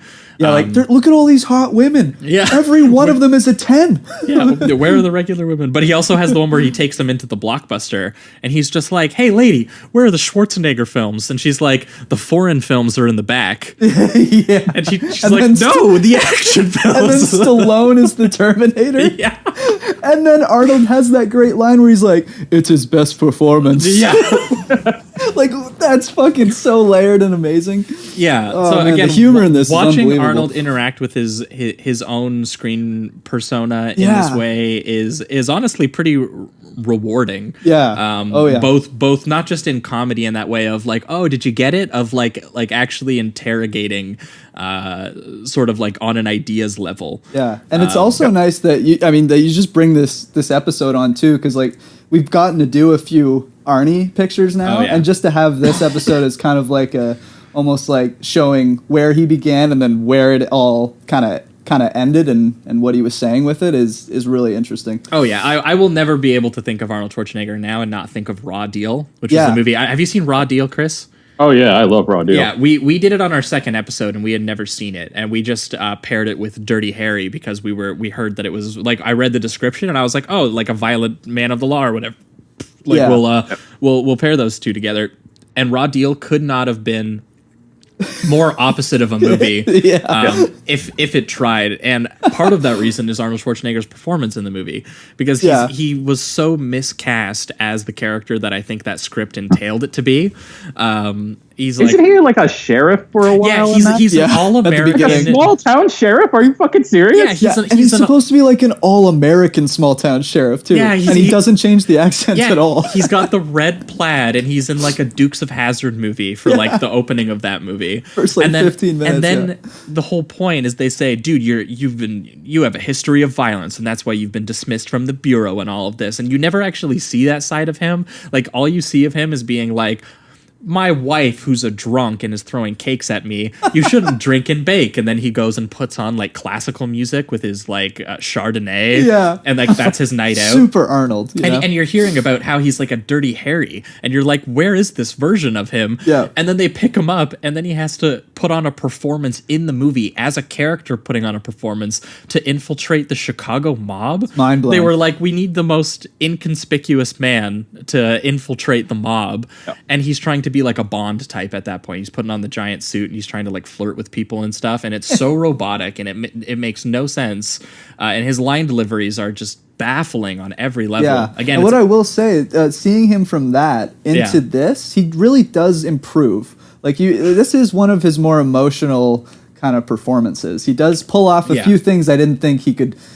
You know, it's not fantastic, but he's doing an okay job, and I was feeling it a little bit more than usual. I think it helps that again, it's traveling in your knowledge of the Arnold Schwarzenegger character. It's traveling in your knowledge of the action movie hero. Yeah, and it's letting him find little nuggets of pain in that you wouldn't expect. Yeah. And it also helps, again, he's playing a fabricated creation. So any part where you're like, that seems unnatural, it's completely undone by the fact that nothing in the movie is meant to be natural in that way. Yeah, exactly. Like I love that bit where he walks into his apartment and immediately he just starts unloading his pistol into the closet. Because he just knows there'll be a guy there. And he's just like, how did you know there was a guy in there? And his line, it honestly reads as sad. He goes, there's always a guy in there. There's always a guy in there. Someone is always trying to kill me. There's like a ninja in my closet trying to murder me. Yeah, it really is. It's just like you watch these action movies and like, you watch John Wick and you're like, fuck, I want to be John Wick. When you really analyze it, you don't want to be John Wick. To be fair, the John Wick movies do a pretty good job of making you not want to be John Wick. Well, yeah, he looks maybe pretty I tired. used a bad example there, but you know what I'm trying to say, Josh. I know what you're trying to say. God damn it. A cancer-ridden wife and a dead dog. Yeah, that's the life. Yeah. I meant more of like... Yeah, I know what you meant. When you're watching a badass do badassery. Yeah. I mean, like, to me, you're right. Like, the emotional moments in this are actually the best. Because, like, when he hears classical music for the first time, like, you can see, like, actual joy in his face. He's like, I don't have to listen to AC/DC while I gun people down for reasons that I don't fully understand all the time. Or even when he, like, at the very end when he's leaving the kid, and he's like, take care of your mom. It was like the one thing that he saw while he was in the real world that kind of hit him, I think, a little bit emotionally, where he was just like, you've got a mom, kid. Take care of her. That kind of like, because he's got nothing to actually really care for in his world. I guess he has his daughter, but even that seems like a very superficial Hollywood relationship. He sees his daughter as a fabricated thing who's meant to be the sexy action heroine. Right. And he's like, why doesn't my daughter just like want to do something herself? Why doesn't she want to go to school? Yeah. Why does she always kill people? Yeah. Why does she need to be me? Yeah. Right. Like that's, and I mean, oh man, when he admits that his wife doesn't call him. It's so sad. It's like the saddest thing you've ever heard. And you're like, oh, God. And like, you kind of see that part of all of these guys, especially in the 80s, where it was like all kinds of bullshit like that. Yeah. I don't think there's any movie like this for another action hero even. No, and yeah, that bit that you're talking about, because it's established earlier in this really cool, suave scene where they go into this amazing police station. He's like, wow, I was just in a police station. It looks nothing like this. Like, it's just a beautiful space. And then he's just like, oh, it's the ex-wife calling. And then he puts on like this recording where he's totally showing her. And then he also has a line later where he's like, oh, I'm totally showing it to my ex-wife because I'm paying my alimony in fake money, like fake cash. Like he's being so macho and he's sounding like mean to his ex-wife basically. I kind of feel like that's a dig specifically at why am I blanking? Fucking Bruce Willis's character in Die Hard. Oh yeah. Like, because Bruce Willis is that character. Like coming home, he's like, oh. well, we're separate. Who cares? And it's like, no, that shit hurts. Yeah. Yeah. Yeah, and that's just it. So when it's revealed that he is paying people to call and pretend to be his ex-wife so that everyone thinks that he's this cool guy that has his ex-wife chasing Just after like, him. how sad, bro. Like, Yeah, good Lord. like he's paying people to think that he's the Bruce Willis character in Die Hard. Yeah. When that's not really the case. And at the end of that scene, he goes, all of this stuff keeps escalating. Like, I thought after the first movie, what we know as Jack Slater 1, that like I could just be a normal cop again, but things just keep getting bigger and crazier, and it hurts. And at one point he just says, "And I keep surviving." Yeah, like he wants to die. Why would I die? Yeah, he wants to die. Crazy, yeah.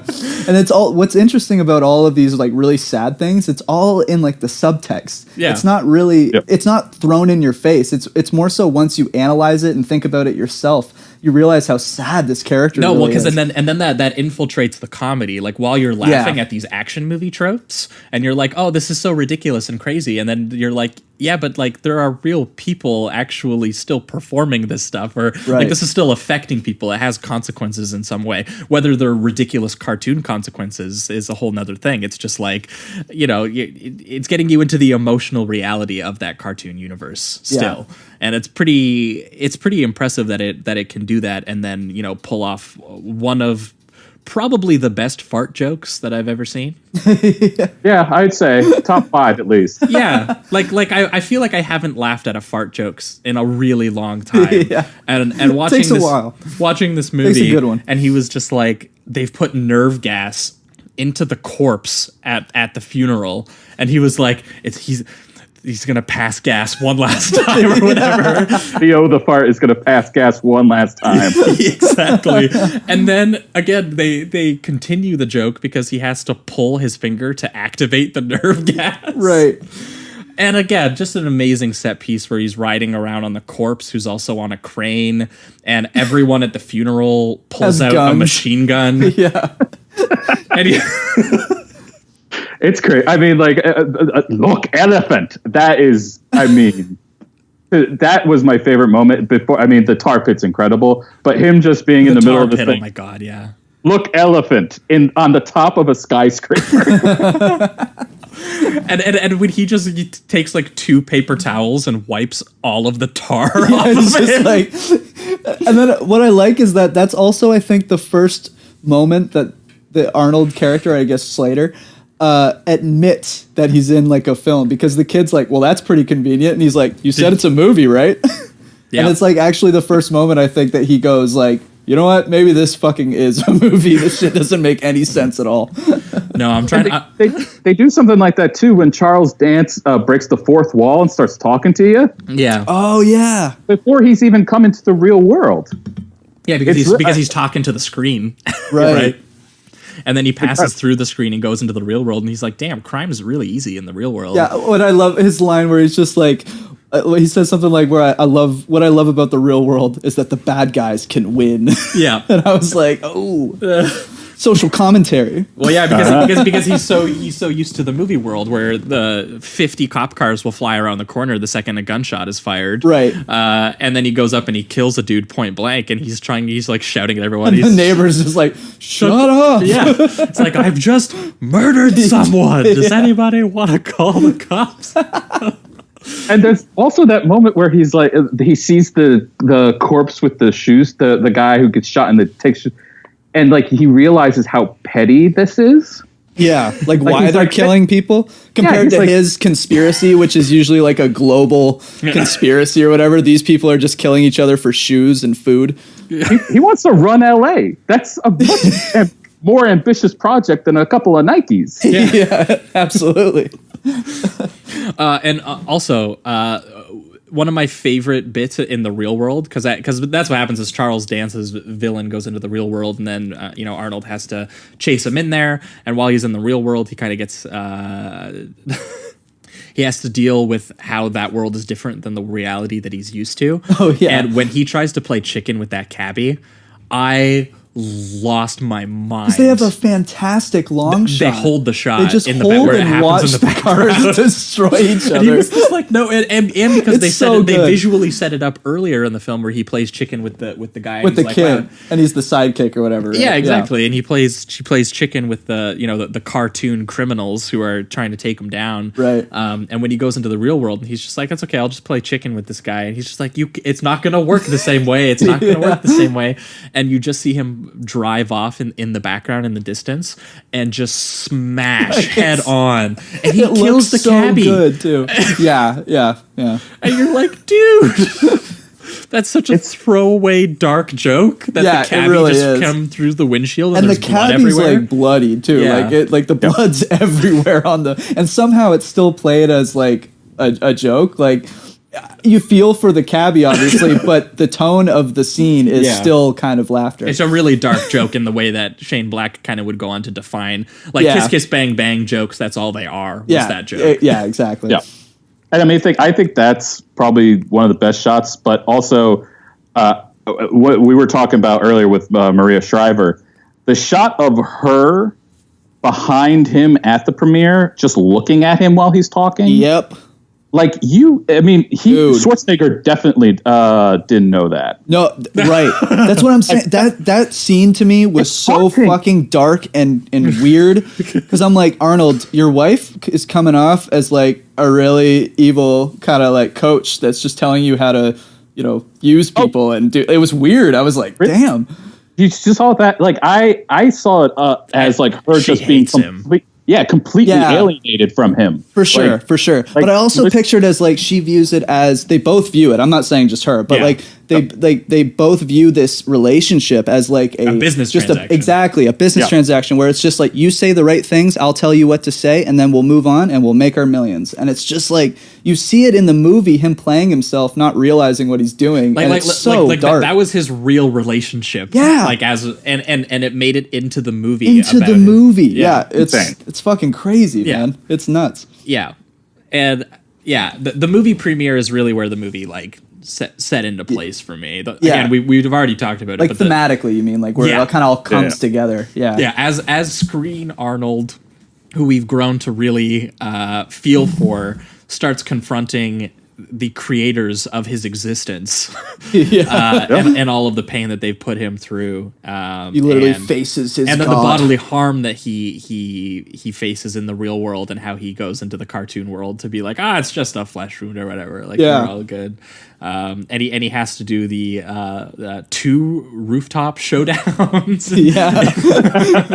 Now to the next kid that he cares about, he's just like, these kids keep dying. Yeah, that match the rooftop showdown visually, that where his kid died or whatever. Yeah. So again, the visual construction of this and how it mirrors all of that is like a big part of it.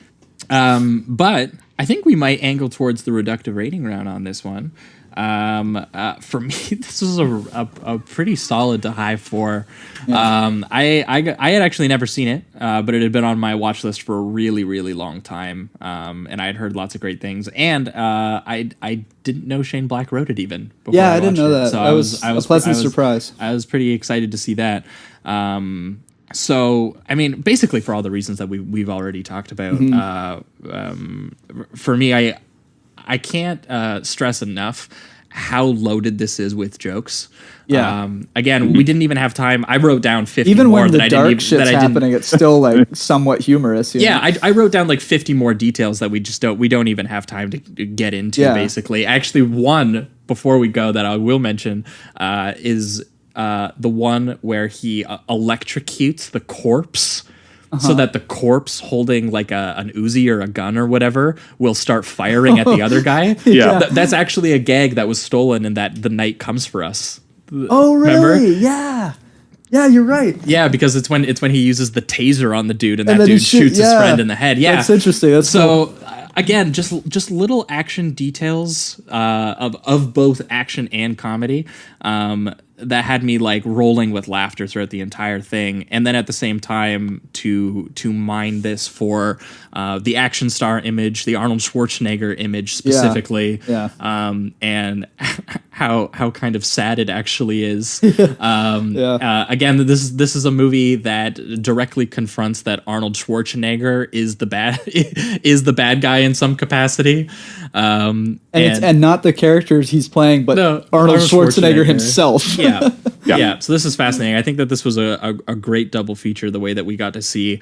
This is probably the only two movies, you're right, where you get to see this wrestle with the real world Arnold. And then also you get to see quite blatantly the fabricated images that he makes of himself and that other people make of him, which is why maybe he hates the movie. Yeah, honestly, that's got to be it. I viewed this movie kind of the same way that I viewed Death Proof a little bit, which is, it's one of my favorite Tarantino's, and Tarantino hates it specifically because he maybe revealed a little too much about himself. And the way that he orchestrates violence and travels in genre and stuff. So like I felt something similar happening here, where I think maybe he thinks he revealed a little bit too much. They actually saw a part of themselves. Yeah. They're like, oh, maybe that is worth critiquing. And maybe that's why people didn't like it. So I'll just go back to doing what I used to do, I guess. Which sucks, because if this movie would have been a hit, maybe we could have got a lot more some more interesting Arnold roles out of it, because this is definitely a side of him you don't typically get to see. Again, one of the most emotional and funny performances I've seen him give. So pretty amazing. I'm also going to give it the 4. This is the first time I've seen the movie. I actually did read... It was way back in the day. I read and it was only the first quarter of it that I read, but I actually read the first quarter of like the novelization of the movie. What? Way back in the day. I know, it's so random. Okay. But so I kind of knew like the premise and what it was doing, and I kind of knew that it was doing like a meta thing. Like I knew the kid went into the universe and all that eventually. But what I did not know... why you had that book? Did someone buy you the book? I think I knew I was a big fan of action flicks when I was a kid, and I think the book would just happen to be in like my school library, and so I was like, and you saw Arnold on the cover or something? Yeah, so I was like, I wanted to see that movie, so I'll just read the book. I've never read a movie novelization before, so it just fascinates me that people read those. I don't remember too much about it. I was like 12 or something, but what I didn't know about this film was how it kind of started to do a critique on Arnold himself. I had no idea that that's where the film eventually went. And now it makes sense that Arnold is kind of like, I'm not a big fan of this one, because I think what you just said, exposed a little bit too much of himself.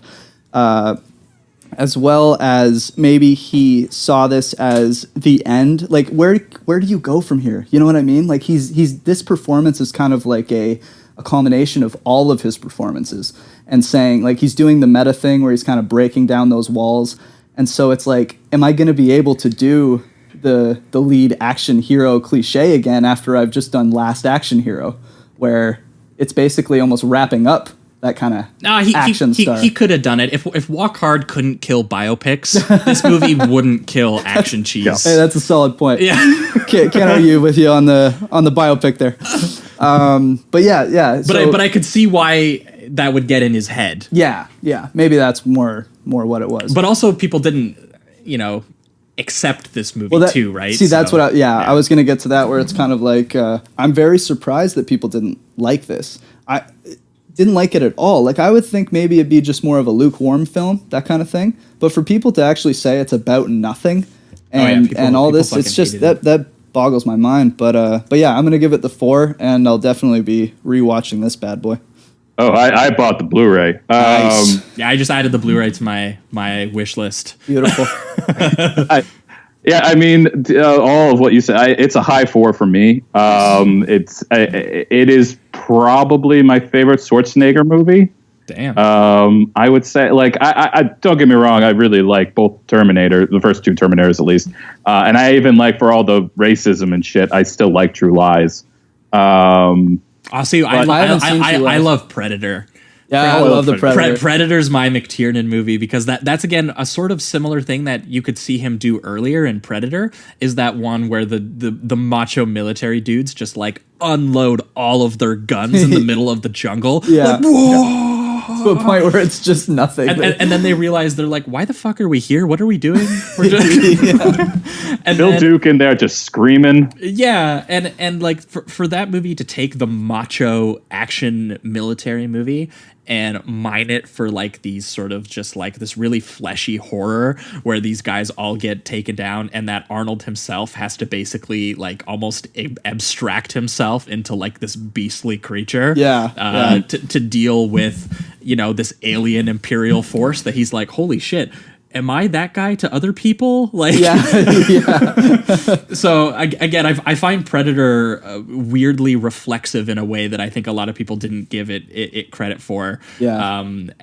And it's definitely a smart movie. I mean, it's definitely a smarter movie than anybody gave it credit for, to me. Oh yeah. Oh yeah. I mean, like having the alien like come back at him and say the "What are you?" Yeah. It's like "What are you? What are you, motherfucker?" Like that. Yeah. There's definitely some depth that people don't dive into too much. It's really interesting because then you could see McTiernan, you know, again, already skilled in traveling in action images for his own purposes in ways that sort of like undermine and subvert them. So then you could see a whole movie of him doing that. Yeah. So that's what this is. And I absolutely loved that aspect of it. But keep going, Chris. We're interrupting you. No, I mean, what we said it all, everything that why I love this movie. Mm-hmm. And I like any movie where you see a personal element in it. Like Arnold Schwarzenegger probably doesn't like this because it's personal, whereas almost any other established actor would love a movie that's more personal to them. Yeah. And to me, I mean, it does something that only the end of the player has ever done, like before, as far as like making a joke of just how absurd and cartoonish these things are. Mm-hmm. I love it. All right. Well, I think that will wrap it up for this week. That was Pumping Iron, 1977, and Last Action Hero, 1993. Thanks so much for joining us, Chris, this week. Chris, if you've got anything to plug, this is the place to do it, and I think you've got something to plug. We have a Patreon over at We Hate Movies, and I have a show called We Hate Movies that I co-host with a couple of guys from New York. We are on iTunes. We have a Patreon, patreon.com/We Hate Movies.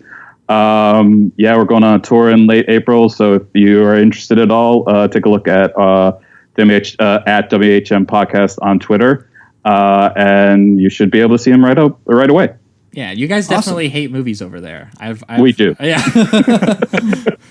Because before the show, I was listening. I hadn't caught up on a few episodes, and I there was a couple I wanted to catch up on, and one that was very cathartic for me because I absolutely hated the movie. You guys did Fantastic Beasts: Crimes of Grindelwald. Oh, it's so bad. It's so bad. One of the worst movies, absolute worst movies that came out last year. It made me sad. It just made me so sad. And I can't get the image of Johnny Depp toking out of a human skull hookah. So that he can so edgy, so that he can conjure up images of the literal Holocaust as an argument for why we should put Muggles in camps. And like, it's just like, dog, like, okay, it's fine. What are you trying to say, JK? Nothing. Yeah. JK, trying to make more billions, let's be honest JK here. should not be allowed to write screenplays anymore. No, after that movie, no. Stop it, right? She's had 2 tries. We've given her enough. 3 more coming down the pipeline, baby. We'll give you 1 more. But for us, you guys are going to hear from us in 1 week's time. Patreon subscribers. Oh yeah, your bonus episode is coming up next week, and we are doing the rare 3 episode. What am I talking about? 3 movie episode. Yeah, we are going to be talking about Hellraiser. Yeah, and Hellraiser 2. Oh yeah, and Hellraiser 3. Hell on Earth. Which is the best one? Which one? 3? Yeah? I think Hellraiser 3 is the best one to me. God damn. Oh, interesting. I'd be curious to hear that argument because I was watching all 3 for the first time and I had no idea what to make of 3. Yeah. 3. I mean, even 2, I had a little bit of like, Okay. Going on. But either way, that's going to be for next week's episode. Yeah. I did like that they fit Hell into all three titles, though, where it was Hellraiser and then Hellraiser Hellbound, and then it was Hellraiser Hell on Earth. You just had to fit it in twice. They had to give up by the fourth one. They're like, we can't think of any more. But in 2 weeks' time, we're going to be back for free listeners for everyone with another guest, and we are going to be talking about Angel Heart. Alan Parker film. Chris, could you maybe tell us what Angel Heart is? I've never seen it. It's Mickey Rourke is like a private detective-ish. I think he's an ex-soldier as well, and he meets the devil and Robert De Niro, and quite a lot of crazy shit happens. I'm down. What year was that one? That sounds like just sounds like the cop version of Devil's Advocate. It is kinda. Is it 90s? It's better than that, but it's about. I think it's like 1990 or 91. Excellent.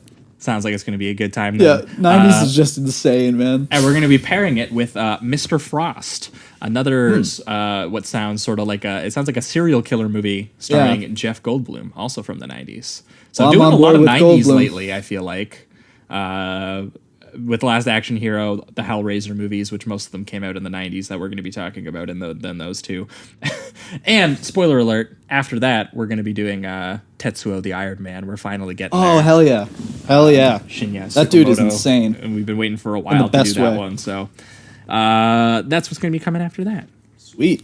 So again, that's patreon.com/Sleazoids podcast for the Hellraiser episodes, and then we're going to be back on this feed again for you guys in 2 weeks doing Angel Heart and Mr. Frost. And I think that's going to wrap it up for this week's episode. Thanks as always for listening, guys, and keep it sleazy. Keep it sleazy.